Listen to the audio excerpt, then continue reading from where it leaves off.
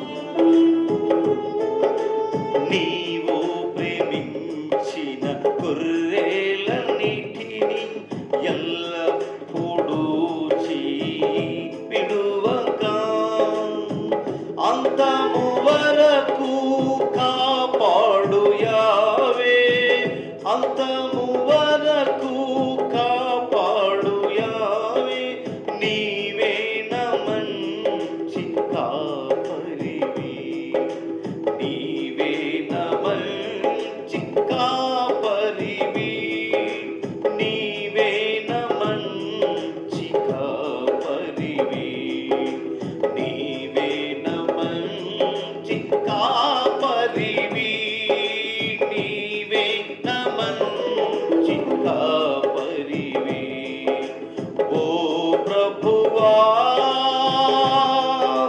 నా ప్రభువా నీవే నా మంచి కాపరివి, నీవే నా మంచి కాపరివి, నీవే నా మంచి కాపరివి.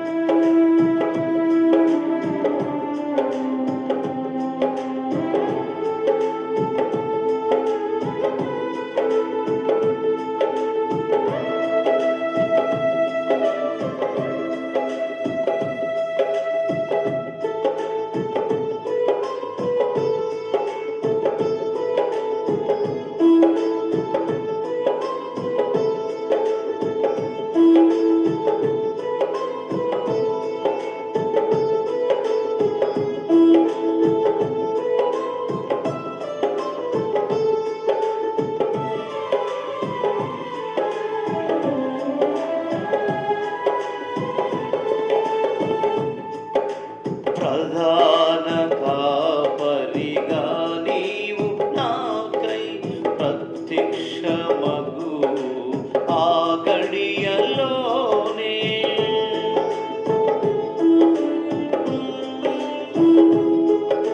ప్రధాన కాపరిగా నీవు నాకై ప్రత్యక్షమగు ఆ గడియలోనే నన్ను నీవు మరువని యావే, నన్ను నీవు మరువని యావే, నీవే నా మంచి కాపరివి, నీవే నా మంచి కాపరివి, నీవే నా మంచి కాపరివి, నీవే నా మంచి కాపరివి, నీవే నా మంచి కాపరివి. ఓ ప్రభువా, ఓ ప్రభువా నీవే నా మంచి కాపరివి, నీవే నా మంచి కాపరివి, నీవే నా మంచి కాపరివి, నీవే నా మంచి కాపరివి, నీవే నా మంచి కాపరివి. ఓ ప్రభువా, ఓ ప్రభువా నీవే నా మంచి కాపరివి, నీవే నా మంచి కాపరివి, నీవే నా మంచి కాపరివి, నీవే నా మంచి కాపరివి. హల్లెలూయా. అతి పరిశుద్ధుడు జీవాధిపతి అయిన మన పరమతరైన ఎలోహీంకి మహిమ చెల్లిస్తూ పిల్లరా, తండ్రిచ్చిన ఈ అవకాశాన్ని బట్టి పరిశుద్ధ గ్రంథమైన బైబిల్లో కొన్ని మాటలు మనం ఈ వాగ్దానాలను ఈ దినం మనం నేర్చుకుందాం. ఏమి సంపాదించుకోవాలి అని లేఖనం ద్వారా మనం నేర్చుకున్నాం పిల్లరా. ఓ మనిషి ఏమి సంపాదించుకొనుచున్నా అనే అంశాన్ని బట్టి అపోస్తులుడైన పౌలు తిమోతికి రాసిన పత్రికలో ఒక ఆశ్చర్యకరమైన మాట తెలియపరిచాడంట. ఏం తెలియపరిచాడంటే, తిమోతి సత్యము నుండి ఎప్పుడు విడిచిపెట్టకుండా సత్యానికి అతుకోనుండి అద్భుతమైన సువార్తను ప్రకటించాయా. ఏంటి ఆ సువార్త అంటే, ఈ భూలోకంలో చాలా విరోధాలు నీకు వస్తే కనుక సత్యాన్ని పట్టుకోరు, సత్యం కొరకు జీవించమని చెప్పి మొదటి తిమోతి పత్రిక 6వ అధ్యాయం 11వ వచనంలో ఏం చెప్పాడు అంటే, పౌలు జాగ్రత్త తిమోతి, నువ్వు ప్రసంగించేటప్పుడు అనేక మంది ప్రజలు నీ దగ్గరకు వస్తారు. నువ్వు యవనస్తుడివి, నీ యవనించల నుండి పారిపోవాలి. ఎందుకంటే ఇలా తిమోతి యవనస్తుడుగా ఉన్నాడు కాబట్టి ఈ లోకంలో శాంపులుగా పనిచేస్తున్న వారి మీద ఎన్నో నిందలు అవమానాలు ప్రకటన చేస్తూ ఉన్నారు చాలామంది. మంచి పని కొరకు ప్రత్యేకించబడి యవనాన్ని, తన కుటుంబాన్ని, బంధువులను పిలుపును మేరకు ఎవరైతే పిలిచారో ఆ పిలుపుకు తగినట్లుగా జీవించాలని ఎంతోమంది ప్రయాణిస్తున్నారు. యవనస్తులు యవన జీవితంలోనే భార్యాభర్తలు సువార్తలకు వెళ్ళి అద్భుతమైన వివాహాలు కాకుండా ప్రతిష్టత చేసుకొని ఎన్నో దినాలుగా మరి అద్భుతమైన సేవ చేస్తున్న సేవకుల మీద అనేక రీతులుగా ఈ దినంలో నిందలు అవమానాలు చేసినప్పటికీ బైబిల్ గ్రంథంలో శ్రేష్టమైన వాక్యంలో తిమోతి అనే ఒక వ్యక్తి యవనస్తుడు, అతనితో చెబుతున్న మాట ఏంటంటే 6వ అధ్యాయం 11వ వచనంలో, తిమోతి ఎప్పుడు కూడా వీటిని నువ్వు విడిచిపెట్టకుండా జాగ్రత్తగా ఉండు, నువ్వు దీన్ని సంపాదించుకో. భూమి మీద డబ్బు బంగారం వెండి ఏది సంపాదించుకుని నీ దగ్గర ఉండదు, కానీ దీన్ని సంపాదించుకొని ఏం సంపాదించుకో చెప్తున్నాడంటే 11వ వచనంలో, నీతిని, మొట్టమొదటి నీతిని సంపాదించుకో, భక్తిని సంపాదించుకో, విశ్వాసమును సంపాదించుకో. మొదటిది నీతిని, రెండవది భక్తిని, మూడవది విశ్వాసమును, నాలుగవది ప్రేమను, ఐదవది ఓర్పును, ఆరవది సాత్వికమును సంపాదించుకున్నటకు నువ్వు ప్రయాసపడమని చెప్పాడు. ఈరోజు భూలోకంలో నరుల యొక్క ప్రయాసం డబ్బు, ధనం మీద, వ్యామోహాల మీద యవనస్తులు వారి యొక్క స్థితిగతుల మీద యవనేచ్ఛలకు గురి అయ్యి తన జీవితాన్ని, సంవత్సరాన్ని కోల్పోతూ ఉన్నారు. అత్యాచారాలు, హత్యలు చేసి తల్లిదండ్రులు కనిపించి ఎంతో వాళ్ళు యొక్క జీవితాన్ని రకరకాలైన మధ్యలోని యవన ఇచ్చల నుండి మధ్యలోనే ఆగిపోతున్నారు. కనుక తిమోతిను అలా ఉన్నప్పుడు వీటిని గట్టిగా నువ్వు అందుకొని వీటిని సంపాదించుకో. ఇది ఎక్కడ ఉన్నప్పటికీ కూడా జనులు నీ దగ్గరకు వస్తారని చెప్పాడు. అదే 6వ అధ్యాయం 18వ వచనంలో ఏమంటాడంటే, వారు వాస్తవమైన జీవమును సంపాదించుకును, నిత్యము రాబోయే కాలమున మంచి పునాది తమ కొరకు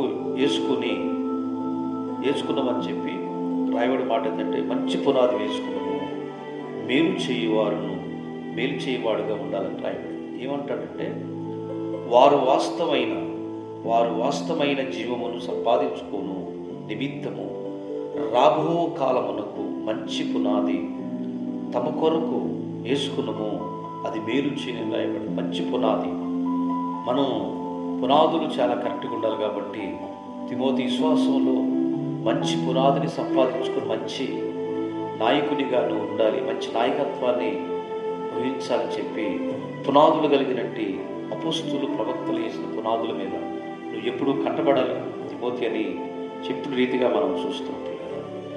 అపోస్తులు వేసిన పునాదులు ఏంటంటే సర్వసత్యాన్ని వాళ్ళు ప్రకటించినట్లుగా రాయబడింది. పిలుపు పత్రికలో దేన్ని సంపాదించుకోమంటున్నాడు అంటే, భక్తుడు పౌలు అంటాడు, నువ్వు జ్ఞానాన్ని సంపాదించుకో, నీతిని, భక్తిని, విశ్వాసమును, ప్రేమను, ఓర్పును, సాత్వికను సంపాదించుకును. దానికోసం ప్రయాసపడు. డబ్బు కోసం ప్రయాసపడితే కొంతకాలం ఉంటుంది, ఏరో ఒకళ్ళు తినరు. కానీ ధనం కోసం సంపాదించుకున్న కంటే భక్తి కోసం నువ్వు సంపాదించుకో. ఎవరిని పిలుపు పత్రికలో అపోస్తలుడైన పౌలు ఫిలిప్పీ సంఘానికి రాస్తూ 3వ అధ్యాయం 9వ వచనంలో, రక్షకుడు యాశ్వమెస్సీని సంపాదించుకున్నాము, విశ్వాసమును బట్టి యావే తండ్రి అనుగ్రహించిన నీతి గలవాడే బ్రతుకనంటాడు. అపోస్తల కార్యాలు 26-28 వచనంలో, మెస్సీయ తన స్వరక్తమిచ్చి సంపాదించిన తన సంఘమును గురించి జాగ్రత్తగా ఉండు. సంఘాలకు వెళ్ళినప్పుడు జాగ్రత్తగా ఉండు. సంఘం కొరకు నువ్వు ప్రయాసపడి, సంఘాల కొరకు నువ్వు ఆత్మల భారం కలిగి, విశ్వాసాన్ని, జీవం కొరకు, అలాగనే దేవుడిచ్చినట్టు అనుగ్రహాన్ని నువ్వు కాపాడుకోమని చెప్పి ఆయన రక్తం ఇచ్చి కొన్న సంఘానికి నిన్ను అధ్యక్షులుగా చేసి నిన్ను ఆత్మల భారం మీద నిన్ను కాయటానికి ఈ సంఘం మీద నువ్వు నిజంగా ఒక గొర్రెల కాపరి గొర్రెల కాస్తారు, సంఘాన్ని కూడా అలా కాస్తావు. కాబట్టి ఆ సంఘం స్వరక్తం ఇచ్చి మరి నిజంగా రక్తాన్ని చిందించి కొన్నట్టు రక్షకుడు నువ్వు సంపాదించుకోని చెప్పేసి రాయబడింది. మార్కు సువార్తలో ఏది సంపాదించుకుంటే ఉపయోగం ఏంటంటే 8వ అధ్యాయం 36వ వచనంలో, ఒకడు సర్వలోకమును సంపాదించుకొని తన ప్రాణమును పోగొట్టుకున్నట్టుకు వానికి ఏమి ప్రయోజనం అని రాయడంటే, ఈ భూలోకంలో వీటిని సంపాదించుకుంటే ఇక్కడ పరలోకంలో ఉంటే ఏది నీతి, న్యాయము, ప్రేమ, ధర్మము, ప్రజలకు మేలు చేసి సంపాదించుకుంటే పరలోకంలోనూ ఈ లోకంలోనూ అనేక రీతిలుగా మనం యాశ్వమస్సుని సంపాదించుకుంటాం. కానీ ఏంటంటే ఒకడు భూలోకం అంతా సంపాదించుకొని తన ప్రాణాన్ని బాగొట్టుకుంటూ ఉపయోగం ఇక్కడ లేదు అక్కడ లేదు, నరకానికి వెళుతున్నట్టుగా రాయబడింది.